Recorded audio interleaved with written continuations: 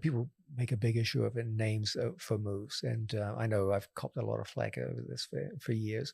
I don't care what names you give to the moves. What I do care about is that you do have names. When you look at expertise in any aspect of human life, it's almost always manifested by the ability to make more fine-grained distinctions than most people in that area. So, for example, if you look at snow, to you and I, snow is snow. But to someone who works in an alpine ski resort, they'll talk about the difference between different kinds of powder snow. If you talk to someone who lives in Alaska, like It's a snowboard, so the snow is quite different to me. a native person, they might have many different words for snow, depending on, for us, snow is snow, but for him, there might be 20, 30 different varieties of snow. So for us, we don't know anything about snow. We barely see snow. But to someone who makes their living in snow, they might have 30 or 40 different words for it. They're, as it were, manifesting their expertise, their knowledge through language. And they can make more fine-grained distinctions between different kinds of snow, and that reflects their expertise. Because to them, whether it's this kind of snow or that kind of snow might mean the difference between living or dying if you're out there in the wilderness. Okay, and someone like me, snow. For me, just snowboarding, I want a certain type of powder, so I know, so I understand a little bit your analogy. So it makes a difference to performance, and so think about a situation where you have two people trying to repair a car engine.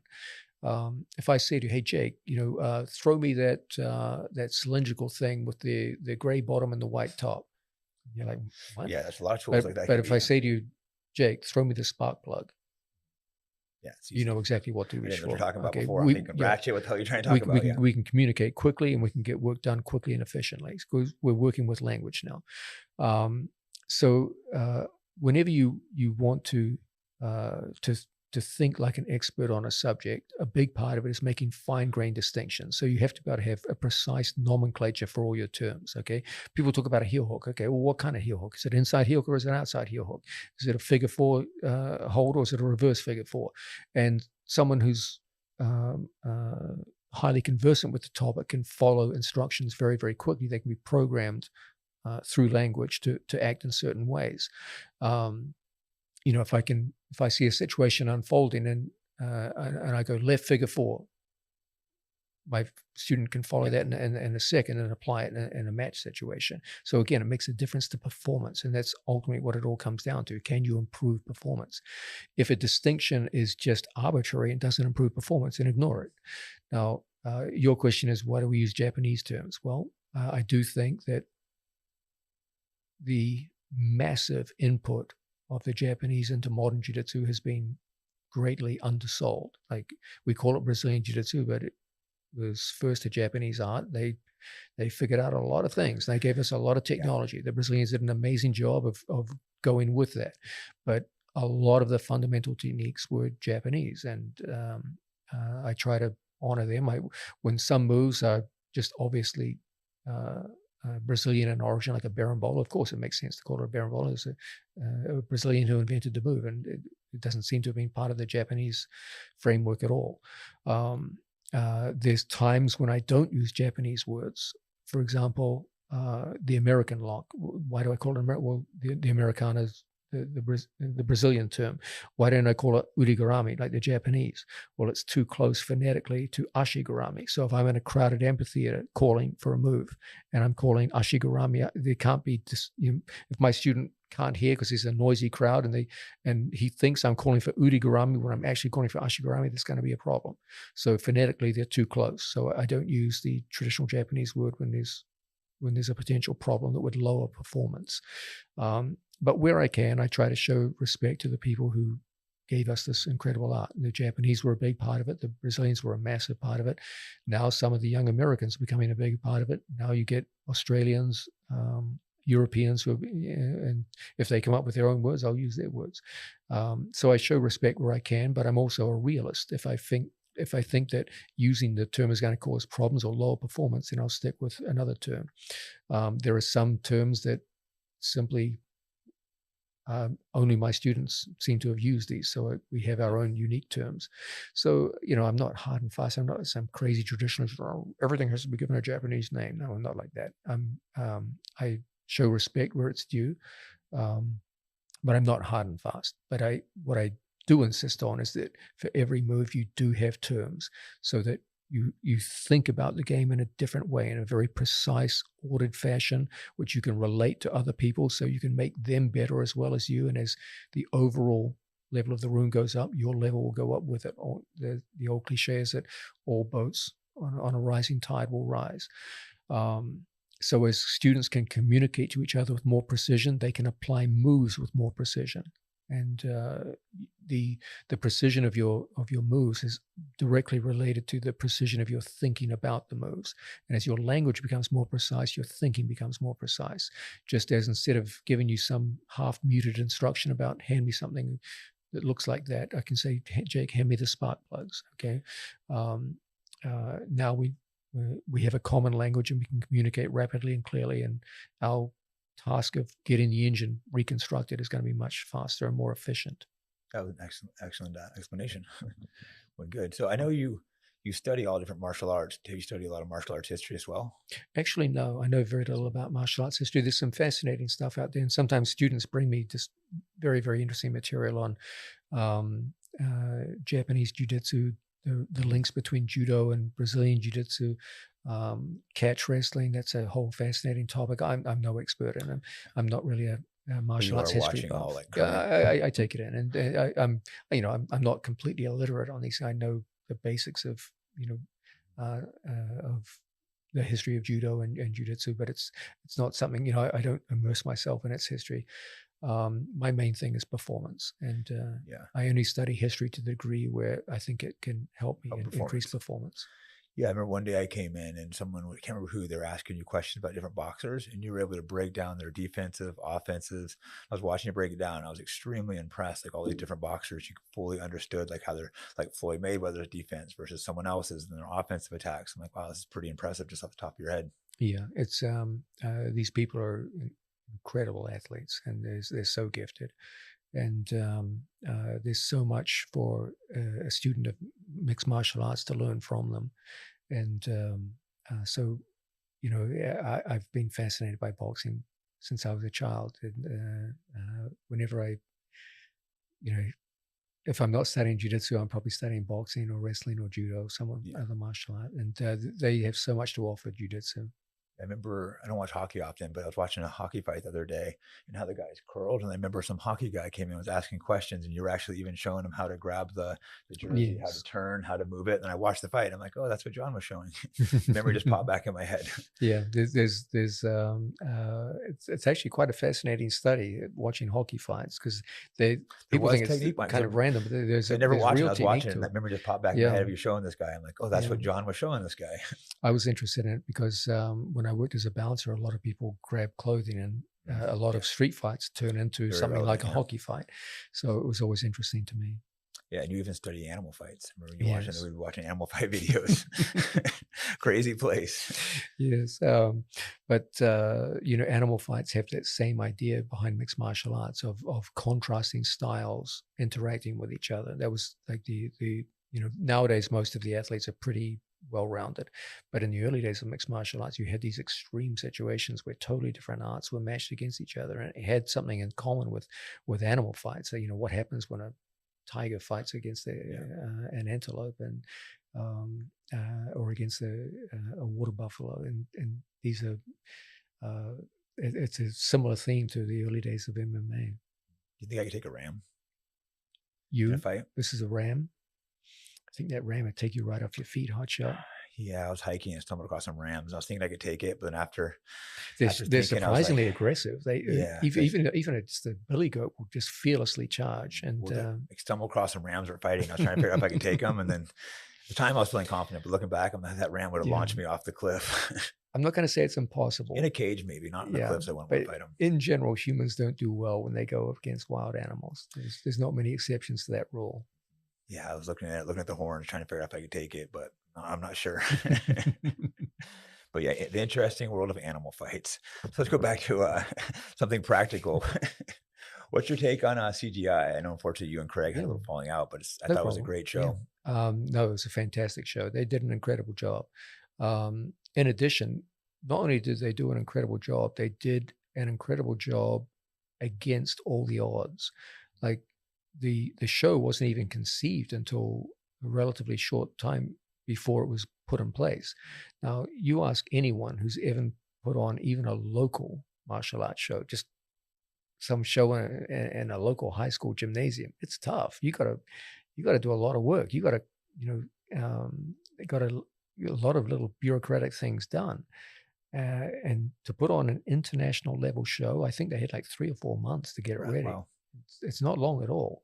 And to get it that good on the first attempt it was impressive. Yeah, it was really The good. camera work was great. The pit that they took from Karate Combat worked really well. The heavyweight division was supposed to be Victor Hugo versus Nicky Rod. Victor Hugo got eliminated very early, so the heavyweight wasn't quite as dramatic. But the lighter weight division had Division some was stacked. epic fights. And There was that, was it, who was that epic match? It was Tackett versus, young Andrew Tackett took on. He had many good fights, but it was against Cade Ruotolo. Yeah, that was one of the best matches Yeah, I've it was a seen. great match, and both those guys put on an amazing show. And there were other great fights too, like the young Australian fellow Levi Jones Larry. He had an amazing tournament. Like so many talented people, especially in that lightweight division, and they captured it well on camera. They had excellent camera work, and yeah, they put on a fantastic show. There's no getting around that. Yeah, I'm hearing rumors there's going to be another one. So hopefully you guys will be in that, because I'm sure everyone wants to see that. Yeah, I think the whole world's looking forward to round two. They did an amazing job. Yeah, no, that's good that you can praise them despite, the falling out and stuff, but you can admit that was a great show. The odd thing is we never actually had a falling out. It was with him and Gordon, really, huh? Yeah, Like, you were never. no, It was all between the guys more than you. like, And you kind of got dragged into it. yeah, I could read you a text that he sent, was his last text he sent to me, and you'll see that there was no falling out. But Right. whatever happened after that, you'd have to ask Craig. But yeah, hats off to him. He put on an amazing show. He obviously hired good people to help him. You can't do that alone, obviously. The cameraman did great work. The event organizers did great work. The athletes did phenomenal work. And he did something which is very, very laudable, which is to get financial compensation directly to the athletes. Of course, everyone's going to criticize in terms of, well, only one guy got paid. Well, it was $1 million payday for grappling, which is for the sport. That's a very significant thing. That's a big deal. Big movement forward. Yeah, absolutely. So no, hats off to him. Did an amazing job. Got a great team together in a short amount of time, and put on a great show. Yeah. What's your thoughts of Mikey Musumeci? Very talented guy. He's world champion in the gi, and very well credentialed in no gi as well. Yeah, extremely innovative as well. Yeah. He's one of those guys always coming up with new stuff and pushing innovation as well. Yeah, it's a very intelligent young man. Yeah. Yeah, a lot of really intelligent people in jiu-jitsu. Sometimes a little bit off, but there's a lot of intelligent people in the sport, the high level. What you find is that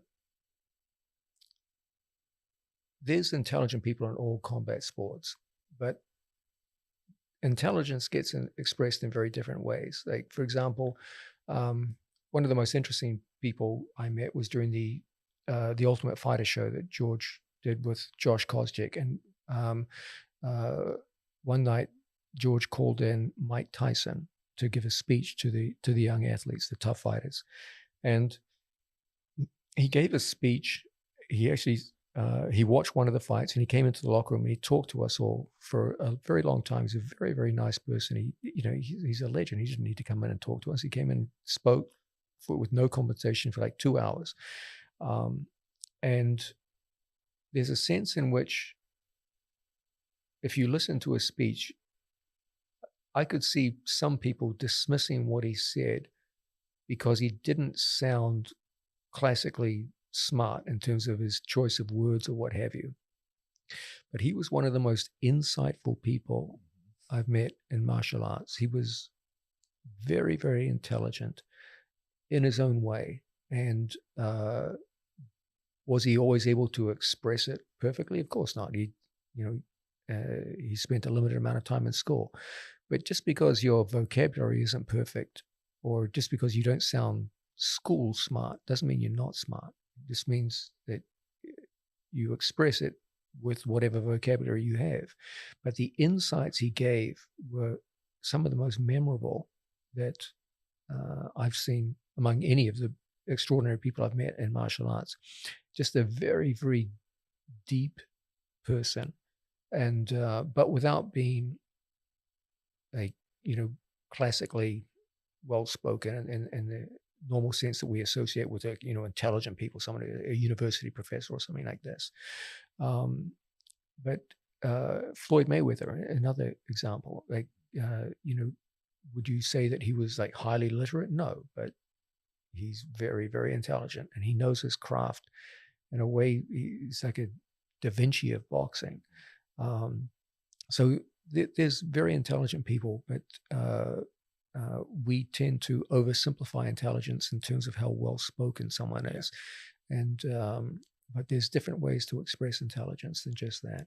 Yeah, no, I strongly agree with both of those guys, especially Tyson. I've listened to a lot of his interviews, and like I say, he doesn't word it in the best way, but he clearly has a deep understanding. Very, very deep. And he was very impressively learned in his craft. Like he was talking to us about great figures of boxing. His coach, Customado, used to make him watch video of boxers, and he had an encyclopedic knowledge of boxing. Like he would talk to us about fighters like Harry Grebe. Like, if you don't study boxing, no one knows who the fuck Harry Grebe is. You have to know a lot about boxing to know who that guy is. That's from a long time ago. And he would talk about, his game and how it influenced him. And like, this guy was an encyclopedia of boxing knowledge. And so, knowledge is always domain specific. Like I have some competence in jiu-jitsu, but I'm a moron outside of that. You try to get me to drive an automobile or do basic things like that. I'm terrible. You lived in New York for so long. You were learning to drive last time I was out here. Like, just get one city you don't need a car. Yeah. So I have, some competence in one area, but outside of that, I'm pretty much freaking useless. You're pretty knowledgeable on a lot of subjects, but and so Tyson's knowledge of boxing would put him at the absolute top of that category. And but people tend to dismiss some fighters' intelligence in terms of, well, they don't talk about socioeconomic problems or politics or economics as well as other people. But that doesn't mean they don't know their own subject matter in an encyclopedic fashion. And just because someone can't talk to you about Renaissance history doesn't mean they're not very, very smart. And I was very impressed by some of the combat athletes that you meet. They're very, very insightful people. Welcome to Mastering the Move, the knee cut guard pass. When it comes to selecting methods of guard passing, there are some clear criteria that might influence our decision. The goal of this video is to show how knee cut guard passing can in most cases be reduced to a pretty simple 3-part structure. First, gain an advantageous start position. Second, control opposite shoulder and hip, usually via underhook control on the far side of the body and good knee position on the near side. Third, control the outcome, usually via head position, and the fact that the opponent has very little purchase on the knee cutting leg. The knee cut has always been among the most successful and practical guard passes in Jiu-Jitsu. It is a staple among my students, and I am very confident that it will get great results for you too.